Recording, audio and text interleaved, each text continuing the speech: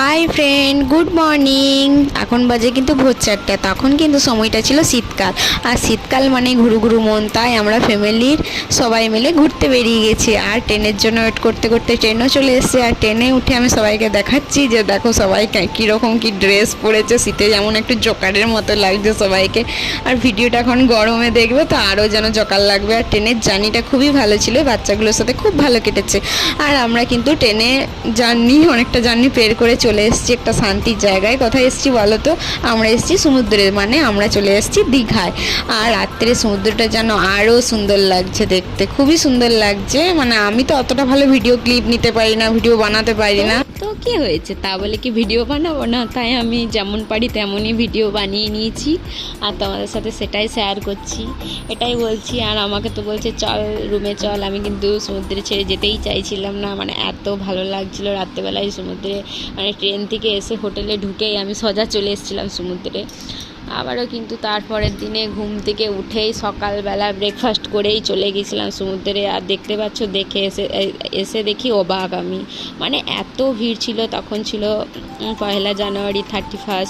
হ্যাঁ, মানে এই জন্য এত ভিড়। আর ঢেউ নিতে এসেছি, এই যে আমরা রেডি ফ্যামিলি, কিন্তু একসাথে কাউকে পাচ্ছি না, যে যার মতো হয়ে গেছে। প্রতিদেবকে পেয়েছি আর ভাইজি বুঞ্জিকে পেয়েছি, সেটাই তোমাদের দেখালাম। চলো ঢেউ নি।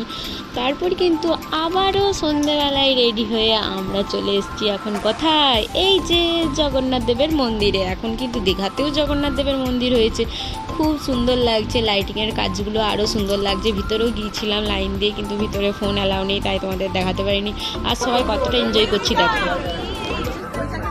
আমরা এখন সবাই দীঘার জগন্নাথ মন্দিরে ঘুরতে এসেছি। জয় জগন্নাথ, সবাই ভাই জয় জগন্নাথ।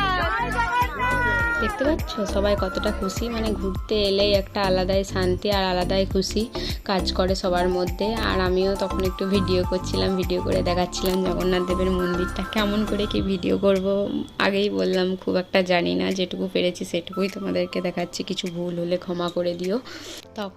তখন ছিল 25শে ডিসেম্বর, মানে ক্রিসমাস উইক পেরিয়েছে, তাই রাস্তাটা এত ভালো করে সাজিয়েছে। আর রাস্তাটা মানে খুবই সুন্দর লাগছে। আর আমরাও হাঁটতে হাঁটতে হোটেলে চলে গেলাম। কিন্তু তারপরের দিনও আমরা দীঘাতে ছিলাম। আর আই লাভ দীঘার কাছে যাব না, এটা কখনো হতে পারে? সেখানেও হাঁটতে হাঁটতে গিয়েছিলাম।